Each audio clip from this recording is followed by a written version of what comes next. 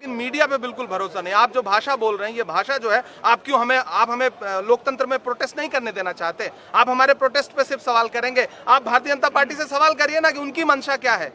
अदालत में लड़ाई जिस एजेंसी के जरिए पहुंचाई गई है, उसकी जो पूरी मंशा है वो सिर्फ और सिर्फ विपक्ष को प्रताड़ित करने की है। इधर गुजरात में अधिवेशन होता है, राहुल गांधी जी मोडासा पहुंचते हैं और इधर चार्जशीट दाखिल की जाती है। आप क्रोनोलॉजी समझिए ना।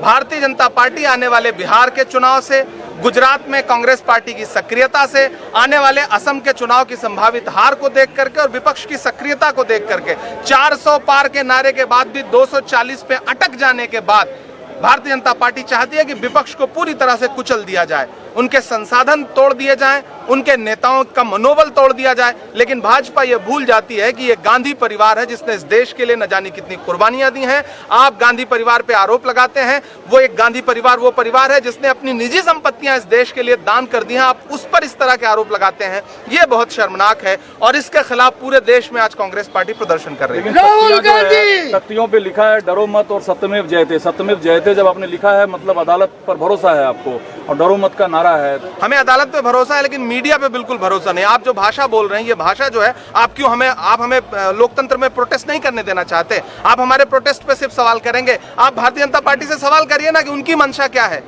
गुजरात में अधिवेशन होता है, तुरंत चार्जशीट दाखिल हो जाती है, जिसका कहीं दूर दूर तक कोई नाम नहीं था। आप 55 घंटे बुला करके पूछताछ करते हैं। तो दरअसल भारतीय जनता पार्टी की मंशा पे सवाल खड़े करके विपक्ष को आप प्रोटेस्ट भी नहीं करने देना चाहते क्या? हम सत्यमेव जयते का नारा लेकर के प्रोटेस्ट कर रहे हैं ना। हम कौन सा किसी को व्यक्तिगत आक्षेप करता हुआ प्रोटेस्ट कर रहे हैं?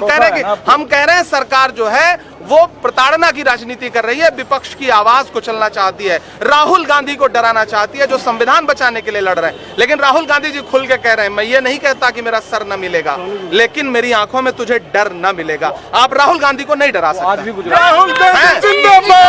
राहुल गांधी जी गुजरात में है और मिशन गुजरात, अधिवेशन, बिहार में सक्रियता, असम का संभावित चुनाव, क्रोनोलॉजी समझ लीजिए। यही है भाजपा की नफरत की और डर की राजनीति के विपक्ष से जनता के भरोसे ना जीत सको तो एजेंसियों को उतार दो, ईडी को उतार दो, इलेक्शन कमीशन को उतार दो, सारे संसाधन उतार दो और विपक्ष को डराओ।